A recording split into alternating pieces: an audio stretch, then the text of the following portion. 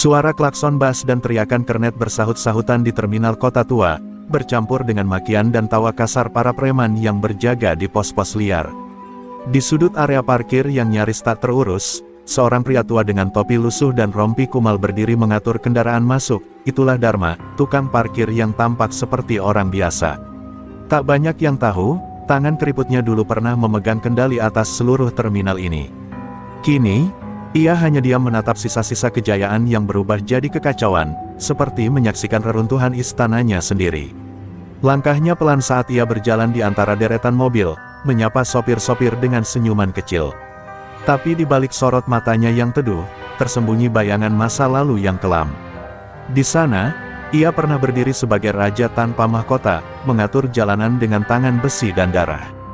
Tapi itu dulu, sebelum dunia merampas semuanya, istri, anak, dan harga dirinya. Kini, ia hanya pria tua dengan peluit usang di leher, menyaksikan bagaimana kekuasaan yang dulu ia tinggalkan jatuh ke tangan yang salah. "Cepat bayar, 30.000 kalau mau aman," teriak seorang preman muda dengan tato ular di leher, menamparkan kaca angkot. Penumpang di dalam ketakutan, sopirnya berusaha negosiasi, tapi dibalas dengan pukulan ke wajah. Dharma hanya diam, menatap dari kejauhan. Hatinya menggelegak, tapi ia menahan diri. Ini bukan urusannya, begitulah yang ia bisikkan setiap kali kejadian seperti ini terulang. Namun hari itu berbeda. Di bawah langit yang mendung, seorang ibu tua terjatuh saat mencoba melindungi gerobak sayurnya dari pemalakan.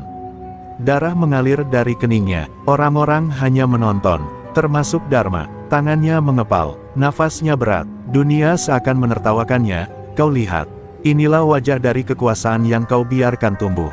Dharma melangkah maju, perlahan. Bukan untuk menolong, hanya untuk melihat lebih dekat, katanya dalam hati. Tapi setiap langkah membawa kembali kenangan, wajah anaknya yang dulu pernah menangis karena takut melihat ayahnya menghajar orang, suara istrinya yang memohon agar Dharma berhenti sebelum semuanya hancur. Dan kini, semua sudah terlambat, semua sudah hilang. Seorang preman lain meludah ke tanah di depan Dharma. "Minggir, tua bangka, jangan sok peduli," katanya dengan kasar. Dharma menatapnya tajam. Hanya beberapa detik, tapi cukup untuk membuat si preman mundur setengah langkah, bingung oleh aura dingin yang muncul begitu saja dari pria renta itu. "Aku sudah bilang, jangan cari masalah," bisik Dharma pada dirinya sendiri, sambil berjalan kembali ke pos parkir. Tapi tangannya gemetar. Ia tahu, hari-hari diamnya tak akan lama lagi. Dunia ini, terminal ini, sudah terlalu busuk untuk ditinggalkan begitu saja. Dan di balik dinding pos parkirnya yang reyot, Dharma membuka laci kecil. Sebuah foto lama, istri dan anaknya, masih tersimpan rapi. Ia menatapnya lama, sebelum pelan-pelan menggulung lengan bajunya. Luka lama di lengannya masih ada, bekas sabetan pisau bertahun-tahun lalu. Ia tersenyum getir. "Kalau kalian masih hidup, mungkin aku tak akan kembali." Malam tiba tanpa bintang. Di sudut gelap terminal kota tua, sebuah bangunan semi-permanen yang dijadikan markas berdiri dengan megahnya, dipenuhi suara musik keras dan tawa kasar. Di dalamnya, Raka, penguasa terminal saat ini, duduk di singgasananya, kursi kantor bekas yang dipoles seperti tahta. Tangannya menggenggam segelas minuman keras, dan di hadapannya seorang sopir muda bersimpuh ketakutan karena belum membayar jatah keamanan selama seminggu. Raka menatapnya datar, lalu menendangnya tanpa ampun, membuat pria itu mengerang kesakitan di lantai. "Ini bukan tempat untuk orang yang lemah," ucap Raka sambil berdiri. Tubuhnya besar, penuh tato, dan wajahnya dipenuhi bekas luka. Dulu terminal ini dikuasai oleh orang tua lemah yang mengira dunia bisa diatur dengan aturan. Tapi sekarang, ini duniaku, dan di sini, uang dan kekuatan adalah hukum. Anak buahnya tertawa keras, menikmati ketakutan orang-orang yang datang menghadap. Raka bukan sekadar preman jalanan. Ia membentuk jaringan, menguasai semua sektor di terminal, parkir, angkutan, warung, bahkan tempat sampah tak luput dari pungutan. Setiap pedagang kecil harus membayar. Setiap sopir harus tunduk, bahkan polisi dan pejabat daerah yang korup menerima bagian. Kekuasaan Raka tumbuh seperti gulma, merayap tanpa bisa dibendung. Ia bukan hanya penguasa jalanan. Ia adalah raja bayangan kota kecil ini. Namun di balik senyum angkuhnya, ada kecemasan yang samar. Malam itu, Ia mendapat laporan tentang seseorang yang menghajar 3 preman di area parkir barat. Seseorang yang bergerak cepat, dingin, dan mematikan. Ketika nama Dharma disebut, Raka terdiam. Ia pura-pura tertawa keras, tapi matanya menyipit penuh waspada. Ia tahu nama itu, nama yang dulu ia junjung tinggi, sebelum ia mengkhianatinya. Dia sudah tua, kata Raka pelan pada dirinya sendiri. Tulang-tulangnya pasti sudah rapuh. Tak perlu takut, tapi suara dalam hatinya tidak setuju. Ia ingat jelas siapa Dharma, pria yang pernah membantainya nyaris mati karena gagal menjalankan tugas. Pria yang membangun kekuasaan dengan darah tapi berhenti di puncak karena cinta dan keluarga. Raka tahu, jika Dharma benar-benar kembali, maka tak akan ada tempat aman lagi di terminal ini. Sementara itu, Dharma duduk di pojok warung kecil, menyeduh kopi hitam dengan tangan gemetar. Ia mendengar kabar bahwa Raka masih hidup dan kini menguasai segalanya. Hatinya bergolak, bukan karena takut, tapi karena rasa bersalah. Ia yang dulu membentuk Raka, membesarkannya seperti anak sendiri. Dan kini, anak itu berubah menjadi monster yang memeras rakyat kecil, menyakiti yang lemah, dan menghancurkan tempat yang dulu Dharma coba jaga. Semua ini salahku, bisik Dharma lirih. Wajahnya muram, matanya kosong menatap gelas kopi yang tak lagi panas. Angin malam meniup pelan, membawa aroma bensin dan asap rokok yang khas dari terminal. Ia sadar, jika ia tetap diam, maka bukan hanya terminal yang hancur, tapi juga harga dirinya. Dharma bukan lagi raja, tapi jika tak ada raja sejati, maka iblis akan terus berkuasa. Dan malam itu, saat langkah kaki para preman menguasai lorong-lorong gelap, Dharma berdiri. Tidak dengan teriakan atau ancaman, tapi dengan keheningan yang lebih menakutkan. Ia melangkah ke jalan yang dulu pernah ia tinggalkan, membawa amarah lama yang mulai menyala kembali. Terminal ini akan kembali bersih, atau hancur bersamanya. Pagi itu, terminal kembali ramai. Para sopir menyalakan mesin, pedagang membuka lapak, dan preman-preman Raka kembali berkeliaran menagih uang dengan wajah garang. Di antara kerumunan, Dharma berdiri mematung di dekat tiang lampu terminal, mengenakan jaket lusuh dan topi tua. Tak ada yang menyadari bahwa pria itu sedang menyusun langkah pertama untuk menghancurkan kekuasaan yang pernah ia bangun dan kini bermutasi jadi monster. Ia bukan sekadar datang untuk mengusir, tapi untuk menebus dosa. Seorang preman bertubuh besar, bernama Bako, menghampiri sopir angkot sambil mengacungkan pentungan besi. Lu belum bayar minggu ini. Mau gua ancurin kaca mobil lu, ha? Sopir itu mencoba menjelaskan bahwa penumpangnya sepi, tapi Bako tak peduli. Ia mengayunkan pentungan, dan saat itulah, tangan Dharma menangkapnya di udara. Semua orang terdiam. Detik itu, suasana mendadak beku. Apa lu, Pak Tua? Mau sok jagoan? Ujar Bako sambil mendorong dada Dharma. Tapi yang ia terima adalah satu pukulan telak ke tenggorokan, begitu cepat dan presisi hingga tubuhnya langsung jatuh terduduk sambil terbatuk-batuk. Dua preman lain maju dengan pisau, lipat dan rantai, tapi Dharma bergerak seperti bayangan. Satu tendangan menghantam dada, satunya lagi dibanting ke kap mobil sampai penyok. Dalam hitungan detik, 3 preman ambruk, merintih tak berdaya. Orang-orang menonton dengan mata terbelalak. Beberapa sopir yang mengenali gaya bertarung Dharma menutup mulut, sadar bahwa legenda yang pernah mereka dengar kembali berdiri di hadapan mereka. Itu gaya Dharma tua, preman legendaris itu, bisik seorang pedagang, membuat rumor segera menyebar seperti angin liar. Seorang preman lari terbirit-birit membawa kabar ke markas Raka, wajahnya pucat pasi seperti melihat hantu. Dharma tidak mengatakan sepatah kata pun. Ia hanya menatap para sopir, para pedagang, lalu melangkah pergi seperti tak terjadi apa-apa. Tapi jejak langkahnya membawa riak besar. Di belakangnya, ketakutan dan harapan muncul bersamaan. Ketakutan bagi para preman, harapan bagi rakyat kecil yang selama ini tertindas. Satu hal telah berubah, ada seseorang yang berani melawan. Di markas, Raka mengamuk saat mendengar kabar itu. Ia melempar gelas ke dinding dan memaki anak buahnya yang tak becus. Dia pikir bisa bikin takut cuma karena dia dulu siapa. Ini zamanku, siapkan orang-orang terbaik kita, aku mau dia hilang, permanen. Teriaknya dengan mata merah menyala. Tapi di balik kemarahannya, ada getaran kecil di dadanya, getaran yang sudah lama tak ia rasakan, rasa gentar. Sementara itu, Dharma duduk di pos parkirnya. Ia menggulung lengan bajunya dan menatap luka lama yang belum pudar. Satu langkah sudah diambil, gumamnya pelan. Sekarang tak bisa mundur. Ia tahu, ini baru permulaan. Tapi ia juga tahu satu hal, jalan menuju akhir kekuasaan bukan ditandai oleh suara perang, tapi oleh satu pukulan pertama, dan hari ini, pukulan itu sudah ia berikan. Dan terminal pun bergolak. Tak ada lagi hari biasa setelah pagi itu. Semua yang hidup di bawah bayang-bayang kekuasaan tahu, badai telah datang, dan badai itu bernama Dharma. Kabar tentang seorang tukang parkir tua yang menghajar 3 preman terminal menyebar lebih cepat daripada asap knalpot di pagi hari. Nama Dharma kembali disebut, bukan dengan bisik-bisik penuh takut seperti dulu, tapi dengan nada heran dan harap. Apa mungkin dia benar-benar kembali?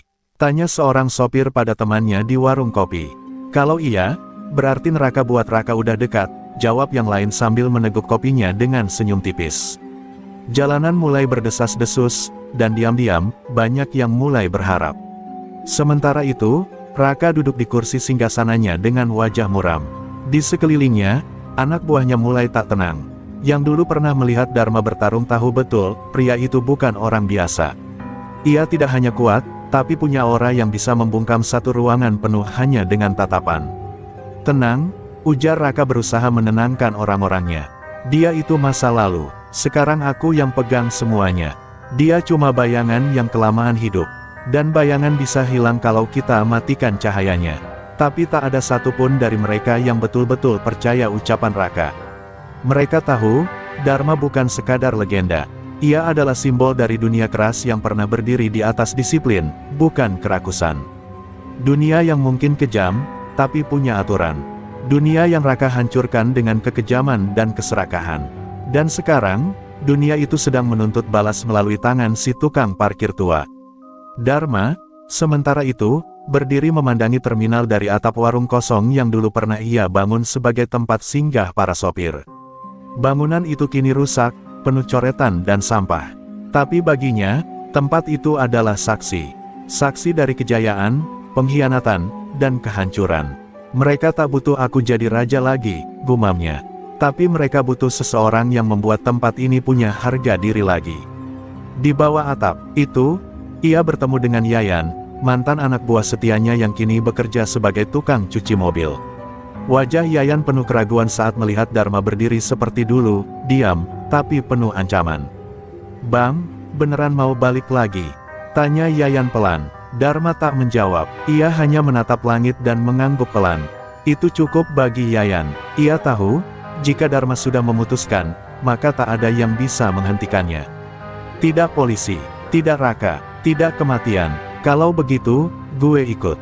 Gue udah muak hidup ngumpet, ucap Yayan, menggenggam tangan Dharma dengan penuh tekad. Saat itu, keduanya tak bicara banyak. Tak perlu, dunia jalanan tak butuh sumpah panjang. Satu genggaman tangan dari orang yang pernah berbagi darah dan luka sudah lebih dari cukup untuk mengikat komitmen.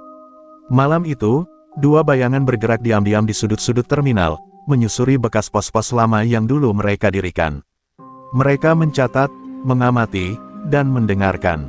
Mereka tidak mencari perang, tapi mencari celah. Celah untuk memukul balik bukan dengan kekacauan, tapi dengan kehormatan. Karena Dharma tahu, kekuasaan yang dibangun di atas rasa takut, akan runtuh jika ada satu orang saja yang berani tidak takut lagi.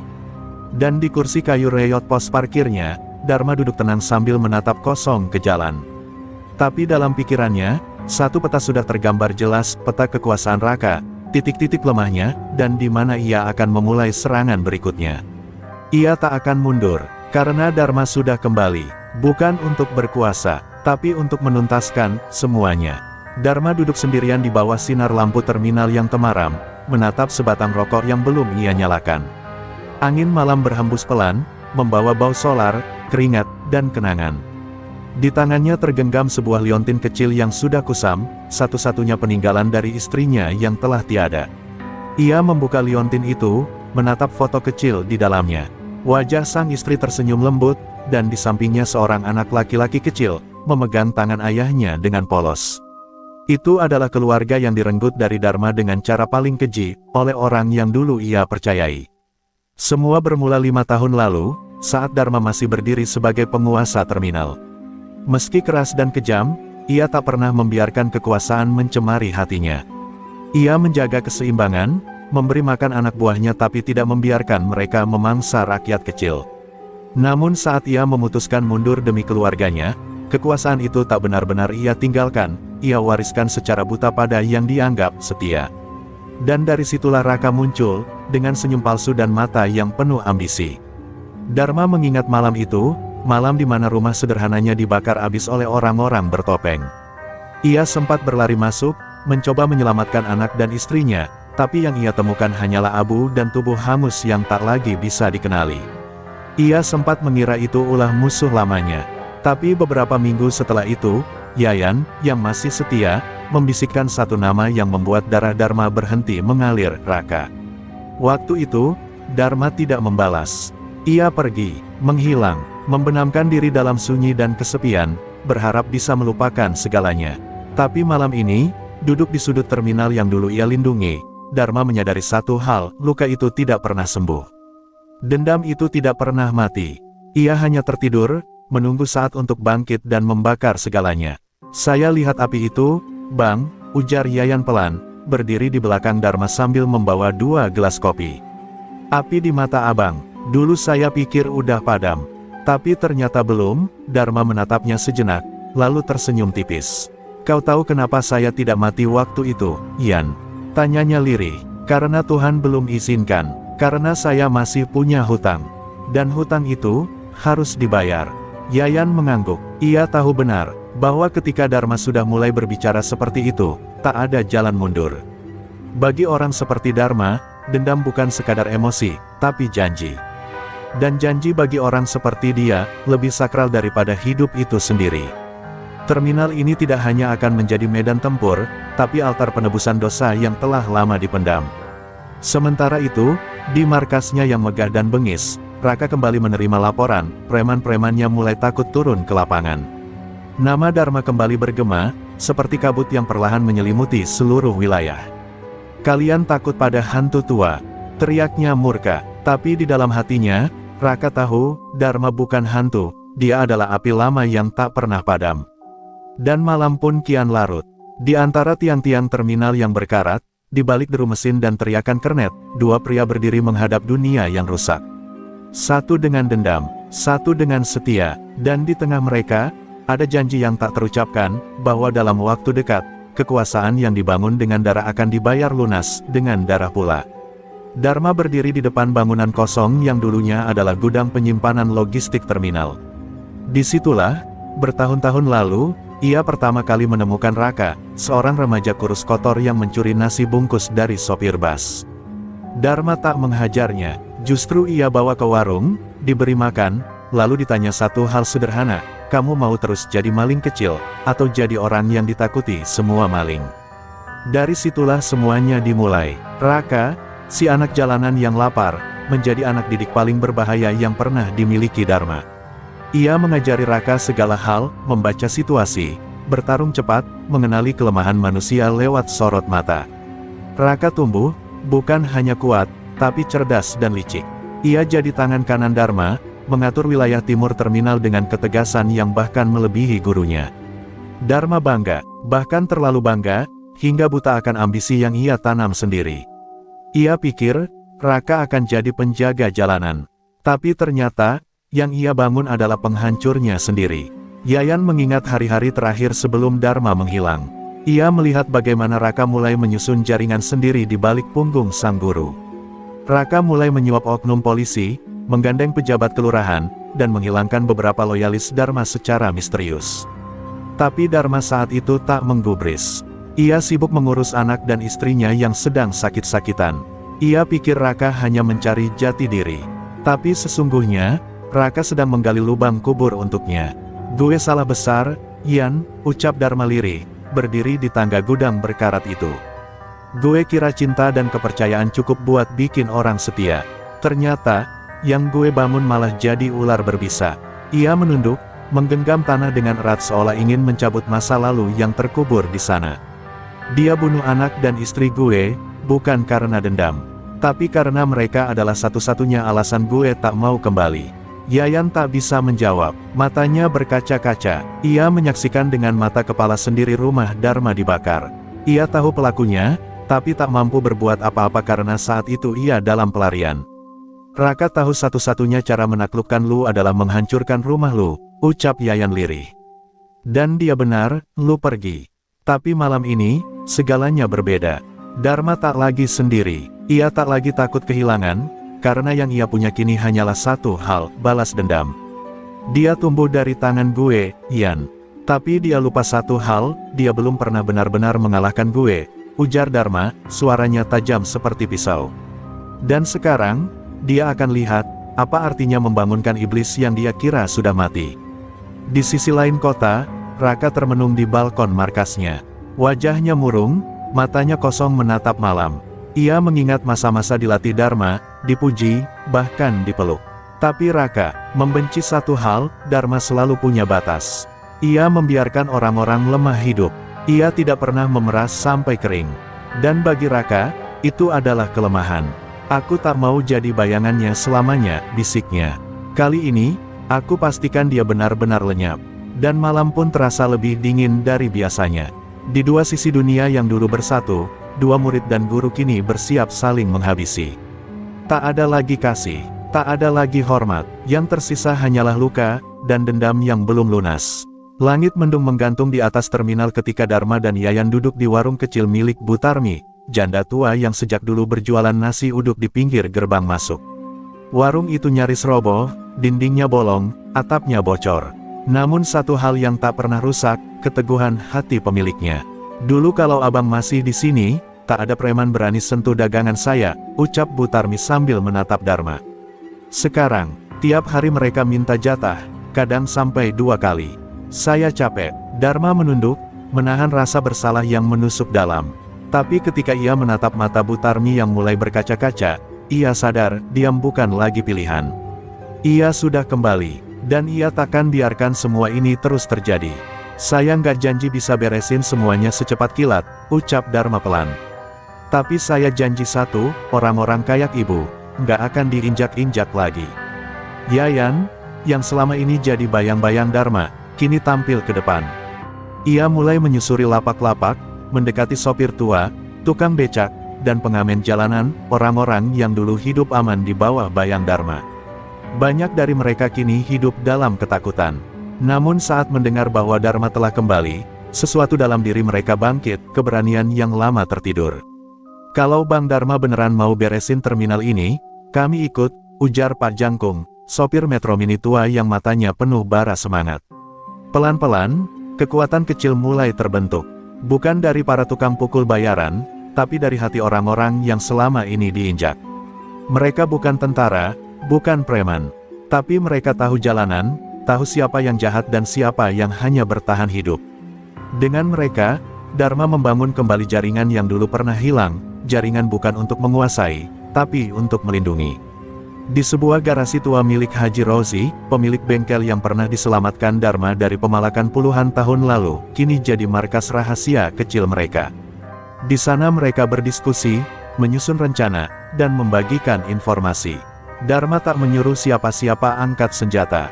Ia hanya minta satu, jangan takut lagi. Namun bukan berarti segalanya mudah. Sejumlah orang yang didekati Yayan justru menolak. Mereka takut, beberapa bahkan diancam oleh anak buah Raka.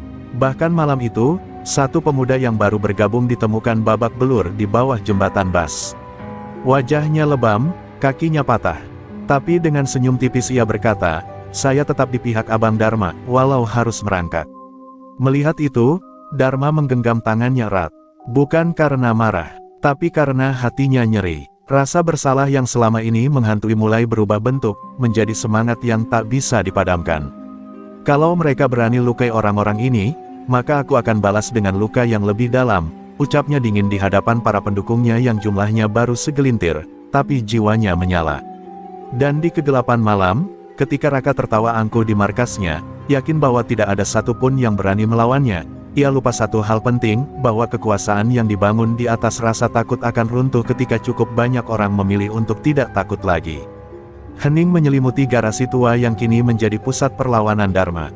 Di atas meja kayu yang mulai lapuk, tergambar peta terminal yang digambar tangan oleh Yayan dan beberapa sopir tua. Setiap pos kekuasaan Raka ditandai dengan tinta merah, lapak pungli parkir, warung yang dikuasai preman, gudang penyimpanan, hingga titik-titik persebaran anak buahnya. Dharma berdiri di depan peta itu, diam, menatap seperti menelusuri masa lalu. Semua ini pernah jadi milik kita, gumamnya. Sekarang waktunya kita rebut kembali. Tapi bukan untuk diri kita, untuk semua orang yang hidup di sini. Langkah pertama mereka sederhana, mengambil alih parkiran liar di sektor selatan terminal, wilayah kecil yang dulu dikendalikan Dharma, kini jadi ladang pemerasan preman-preman muda Raka. Tapi Dharma tak ingin perang terbuka. Ia datang malam hari bersama Yayan dan 3 sopir muda. Mereka tak membawa senjata, hanya cat semprot dan papan tarif resmi. Dalam hitungan menit, tulisan, parkir Raka, diganti jadi, parkir rakyat. Gratis untuk malam hari. Keesokan paginya, kegemparan pun terjadi. Preman penjaga parkiran bingung. Orang-orang berkerumun. Sebagian bersorak, sebagian ragu. Namun yang mengejutkan, tak ada satupun dari preman yang berani menurunkan papan baru itu. Bisik-bisik menyebar, itu kerjaan Dharma, dia balik. Dan untuk pertama kalinya setelah bertahun-tahun, warga terminal bisa memarkir tanpa rasa takut.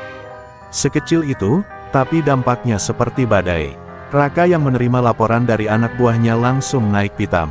Ia memukul meja, melempar kursi, bahkan menamparkan 2 preman yang dianggap gagal menjaga wilayah. Tapi yang membuatnya paling marah, tidak ada satupun warga yang mau bicara, mereka lebih takut pada Dharma daripada pada dirinya.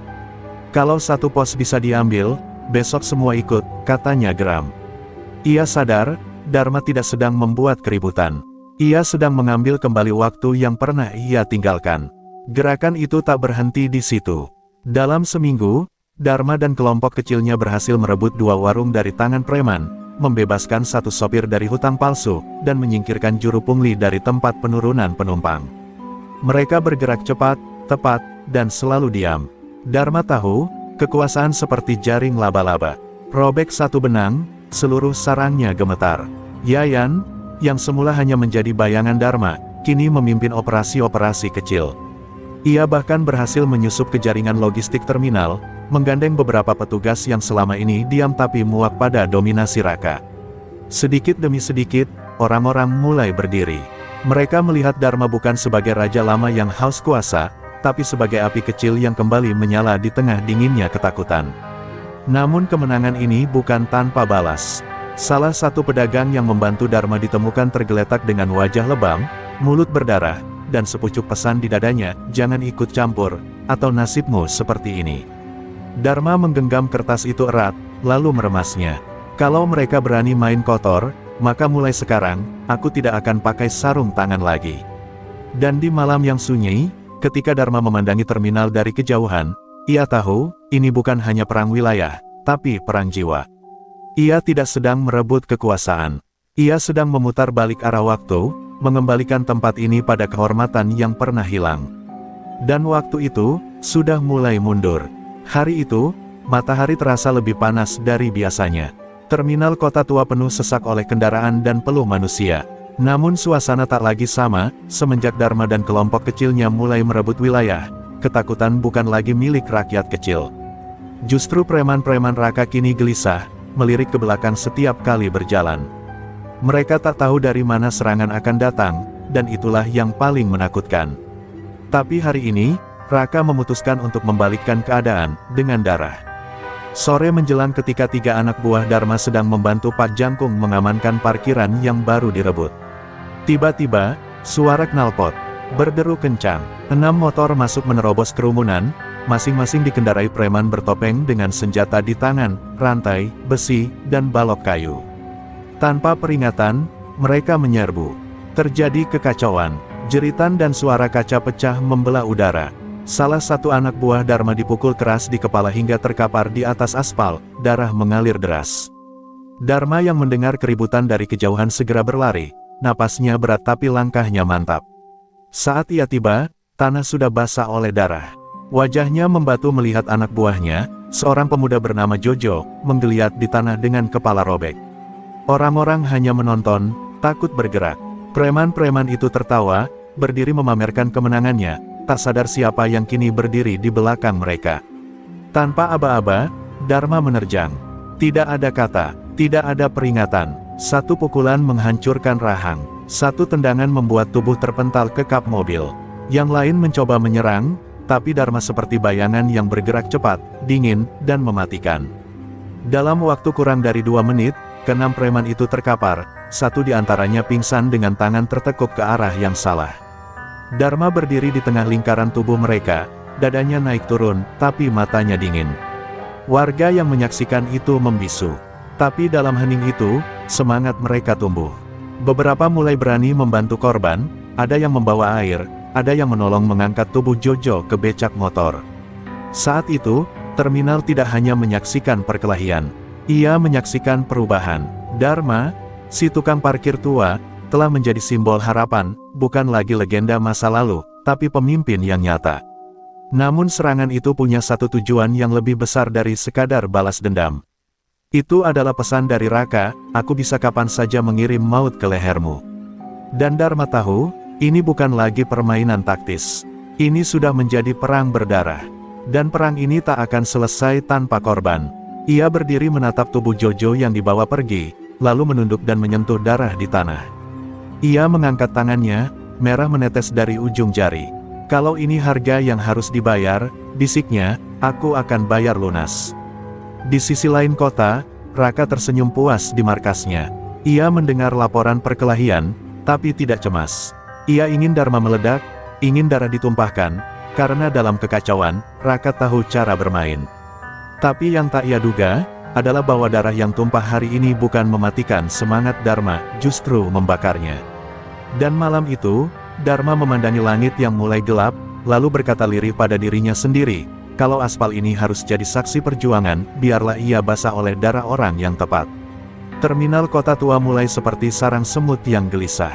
Setelah insiden berdarah yang menimpa Jojo, suasana tak pernah benar-benar tenang. Warga berjalan dengan mata waspada, sopir-sopir menatap langit seperti menunggu badai berikutnya. Tapi di balik semua itu, Dharma tidak tinggal diam. Ia tahu, jika terus bermain fisik, korban akan terus berjatuhan. Maka kini saatnya berperang dengan kepala, bukan tangan. Yayan datang membawa kabar dari salah satu sopir angkot yang diam-diam bekerja jadi kurir logistik markas Raka. Namanya Kipli, pria muda yang lincah dan pintar, tapi hidup dalam ketakutan sejak 2 tahun lalu. Ia pernah dipaksa menyaksikan temannya digantung terbalik di gudang karena tidak setor. Kini, diam-diam, Kipli menawarkan bantuan. Saya sudah muak, Bang. Tapi saya nggak punya tenaga. Yang saya punya cuma, mata dan telinga. Mata dan telinga itulah yang akhirnya membuka tabir. Lewat Kipli, Dharma mengetahui bahwa Raka memiliki 3 titik kelemahan. 1. Gudang belakang tempat menyimpan uang hasil setoran. 2. Akses pengiriman senjata tumpul yang diselundupkan melalui mobil sampah. Dan 3.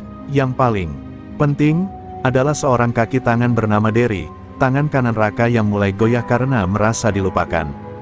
Derry itu dulu anak buah abang juga, kan? Tanya Yayan. Dharma mengangguk pelan.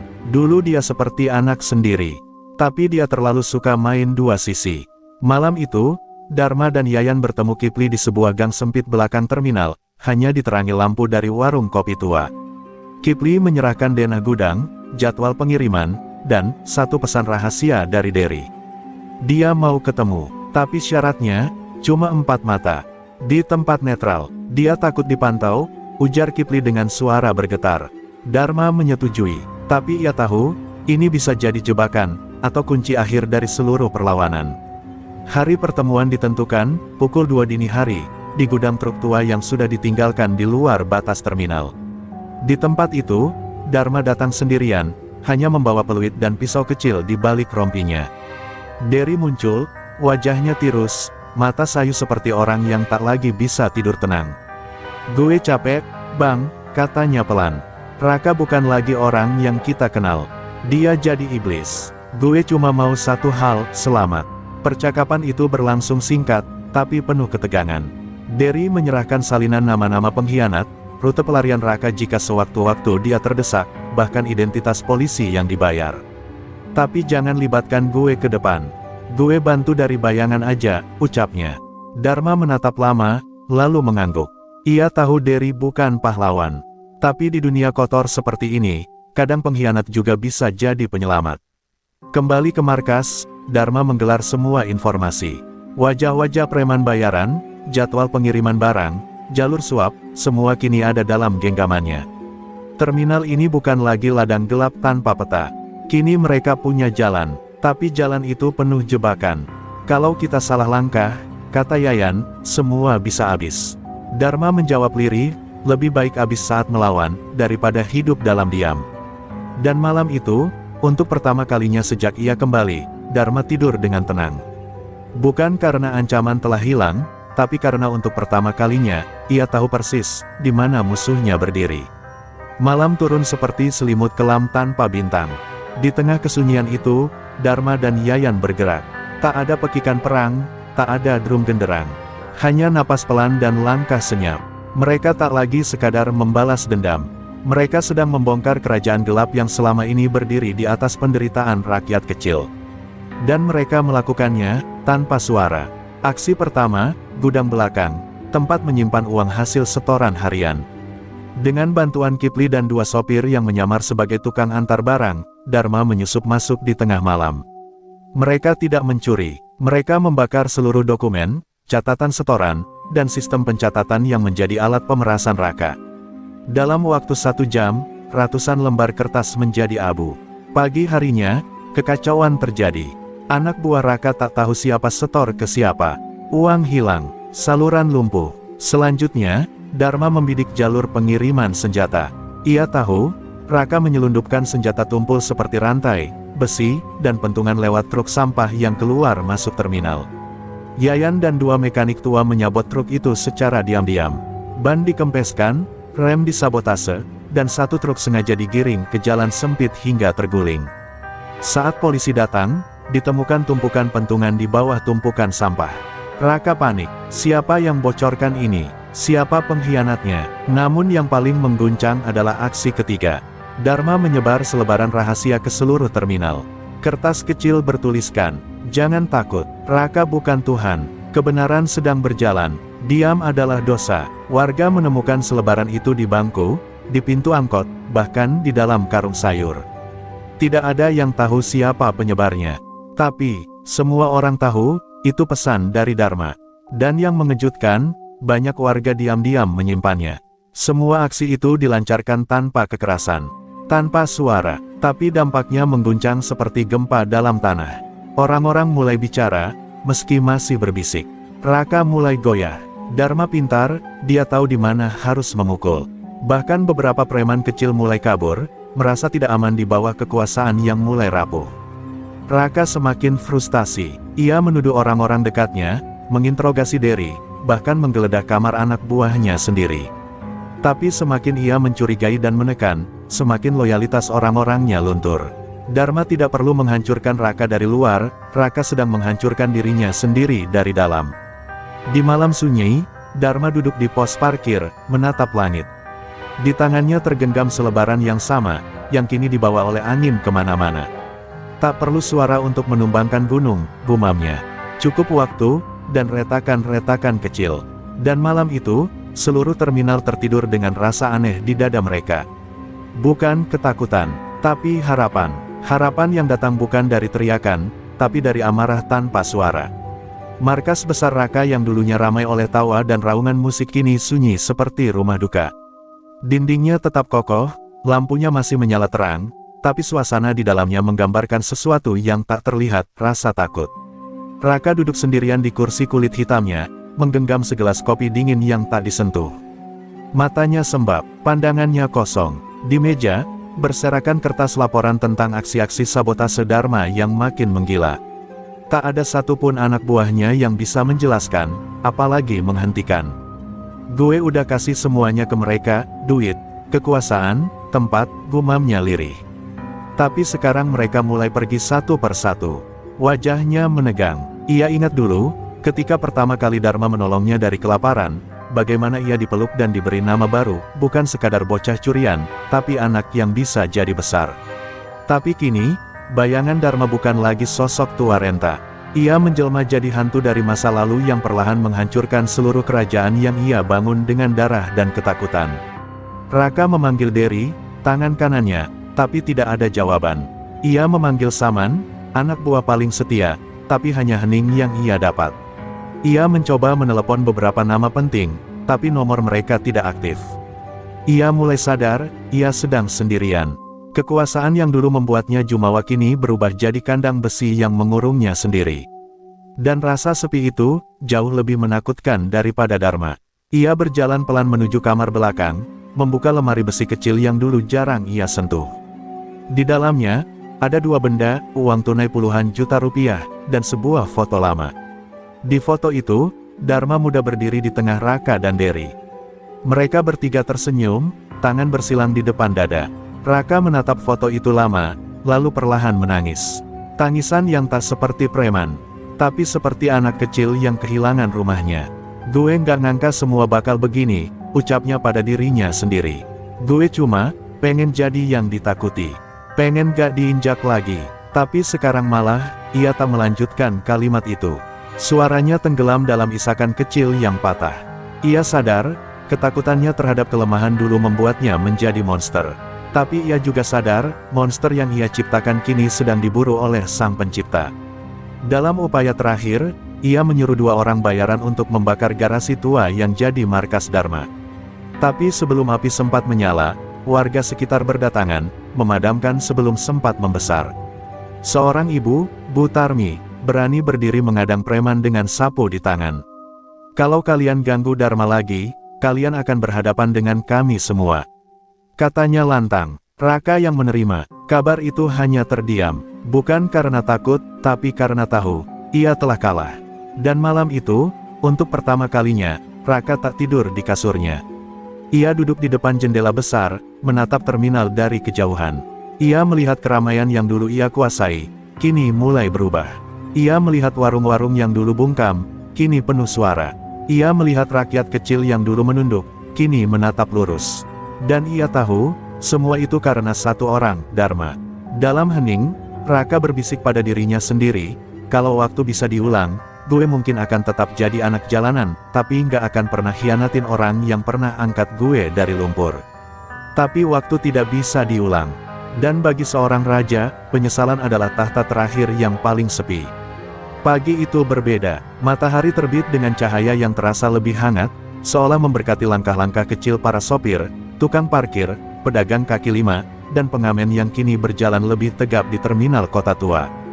Di sudut-sudut gang, bisik-bisik tentang Dharma makin lantang. Bukan lagi cerita tentang legenda masa lalu, tapi tentang pemimpin yang kini hadir kembali. Di tengah semua itu, Dharma berdiri diam di pos parkir, menatap lalu lintas manusia. Hatinya penuh gejolak. Ia tahu, ini bukan kemenangan. Ini hanya jeda, sebelum badai yang sebenarnya datang. Yayan datang tergesa membawa kabar dari dalam. Derry kasih tanda, Raka mulai nyiapin pelarian. Tapi dia belum cabut, dia nunggu kesempatan terakhir buat nyerang balik. Dharma tak menjawab, ia hanya mengangguk. Ia tahu betul, musuh yang terdesak bisa lebih berbahaya dari musuh yang berkuasa. Maka sebelum Raka menggigit, mereka harus jadi yang menggigit lebih dulu. Saat itulah Dharma akhirnya berkata, sudah waktunya kita ke jantungnya.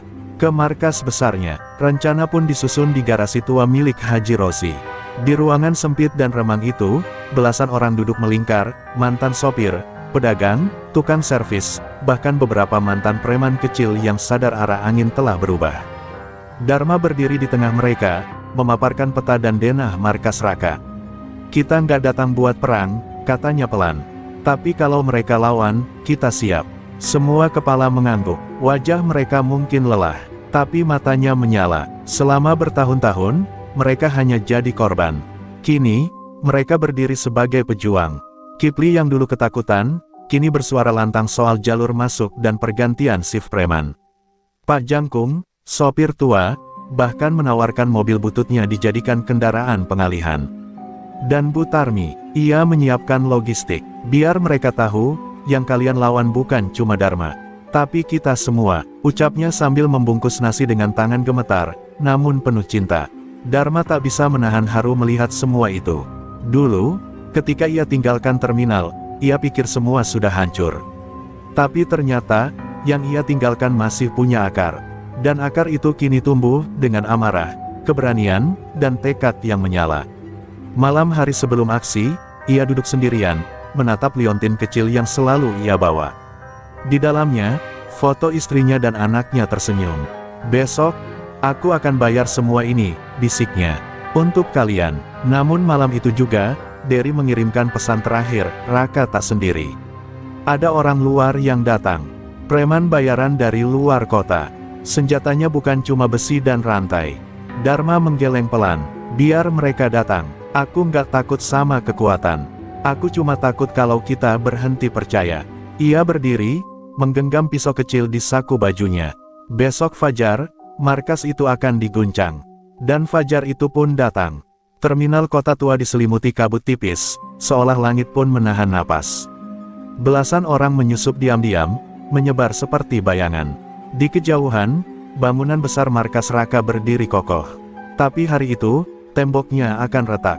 Bukan oleh bom, bukan oleh peluru, tapi oleh tekad orang-orang kecil yang memilih untuk tidak takut lagi.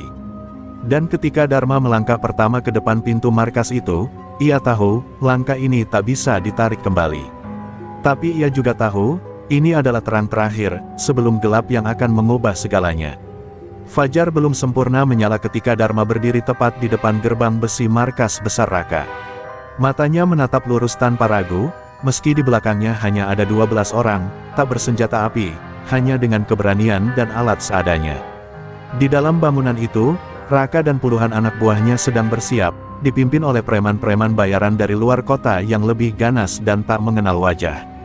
Tapi Dharma tahu satu hal, tembok setinggi apapun akan runtuh, jika yang mendorongnya adalah rakyat yang bersatu. Yayan memberi aba-aba. 2 orang menyelinap dari sisi kiri, membuka jalan lewat dapur bekas yang dulu jadi tempat pemotongan ayam curian. Di saat bersamaan, 3 orang masuk lewat jalur servis kendaraan, menyebarkan minyak agar licin saat pertarungan pecah. Dharma sendiri masuk dari depan, berjalan pelan, dengan kepala tegak. 3 preman langsung menghadang. Tapi sebelum mereka sempat bicara, Dharma mengayunkan tongkat kayu, 1 tumbang, 2 lari. Seisi markas mulai gempar, pertarungan meledak, besi bertemu kayu, tinju bertemu kepala, darah berceceran di lantai. Raka mengamati dari lantai 2, wajahnya mulai pucat. Kenapa mereka berani? Gumamnya, ia tak tahu, bahwa mereka tidak lagi bergerak karena Dharma, tapi karena harga diri yang selama ini diinjak-injak.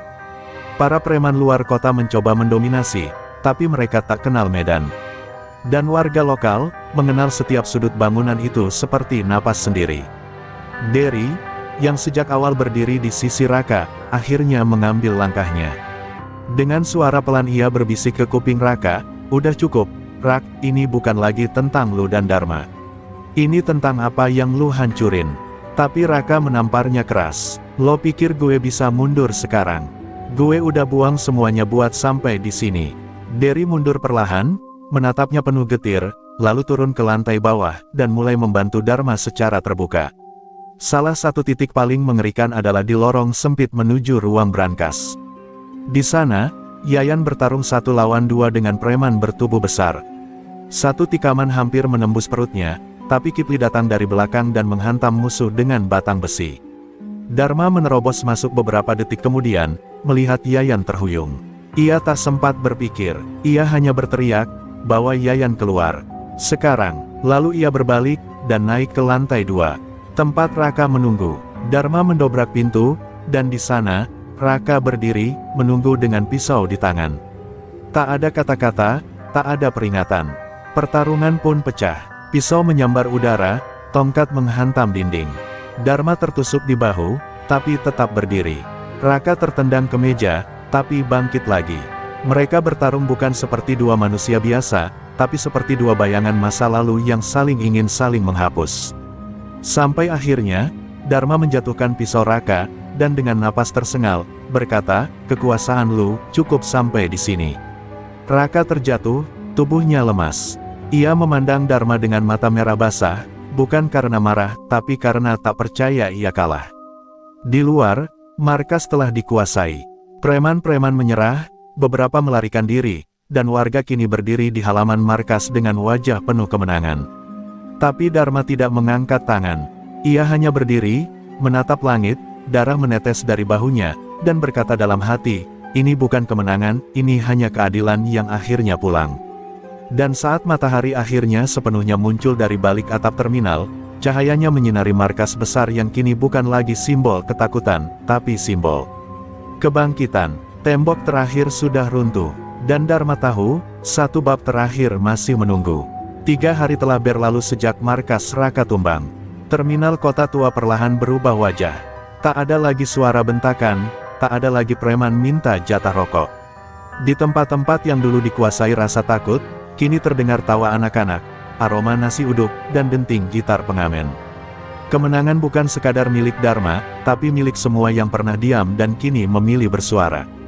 Raka kini mendekam di kantor polisi, ditangkap oleh aparat yang akhirnya turun setelah desakan warga dan bukti-bukti yang diserahkan Derry. Ironisnya, pria yang dulu berdiri paling tinggi di antara ketakutan kini tak sanggup menatap mata siapapun. Ia hanya tertunduk saat dibawa pergi, seperti bayangan dari kekuasaan yang tak lagi punya bentuk. Dan Derry, ia tidak kembali ke dunia lama. Ia memilih pergi keluar kota, mencari hidup baru, jauh dari jejak darah yang dulu ia bantu tumpahkan. Yayan masih dirawat di rumah sakit kecil tak jauh dari terminal. Luka tusuk di perutnya cukup dalam, tapi dokter bilang ia akan sembuh total. Saat Dharma menjenguknya, Yayan menggenggam tangan gurunya, dan dengan suara serak berkata, saya bangga pernah jadi murid abang. Dharma hanya tersenyum tipis. Tak ada kata yang cukup bisa menjawab perasaan yang mengalir di matanya. Ia kehilangan terlalu banyak, tapi menyelamatkan jauh lebih banyak. Suatu pagi, Bu Tarmi datang ke pos parkir dengan membawa sepiring lontong sayur dan secangkir teh manis. Dulu abang ninggalin kita, tapi sekarang abang kembali, dan gak pernah pergi lagi. Dharma menerima piring itu dengan tangan bergetar. Mungkin nanti saya pergi juga, Bu. Tapi bukan karena lari, karena tugas saya di sini sudah selesai. Bu Tarmi terdiam sejenak. Ia tahu, Dharma bukan orang yang bisa tinggal terlalu lama di tempat yang telah ia selamatkan. Pahlawan seperti dia, selalu mencari tempat yang butuh cahaya. Di terminal, kini berdiri sebuah papan kecil dari kayu dengan tulisan sederhana. Di tempat ini, orang-orang kecil pernah berdiri, dan menang. Di bawahnya, warga menggantungkan foto Dharma bersama warga saat perayaan kemenangan. Tak mewah, tak besar, tapi cukup untuk mengingatkan semua orang bahwa kekuatan sejati datang dari keberanian untuk melawan, meski sendirian. Hari terakhir sebelum pergi, Dharma berdiri lama di pos parkir. Ia menyapu lantai, mengecek kursi, bahkan membenarkan papan tarif. Bukan karena ia akan kembali, tapi karena ia ingin meninggalkannya dalam keadaan baik. Kipli mendekat, bertanya pelan, abang yakin gak mau tinggal? Dharma menepuk bahunya, kamu dan yang lain bisa jaga tempat ini sekarang. Sudah waktunya aku cari tempat lain, yang butuh diluruskan. Dan pagi itu, Dharma berjalan pelan ke arah luar terminal, hanya membawa satu tas kecil dan tongkat kayu yang menemaninya sejak awal. Tak ada iring-iringan, tak ada pesta perpisahan. Hanya angin yang menyapa, dan matahari yang menggantung tenang di langit. Di belakangnya, terminal kota tua kembali hidup. Dan di langkah-langkahnya yang tenang, ada satu kebenaran yang tak terbantahkan. Kadang, jalan pulang bukan untuk kembali, tapi untuk memastikan bahwa tempat yang pernah gelap kini telah benar-benar terang.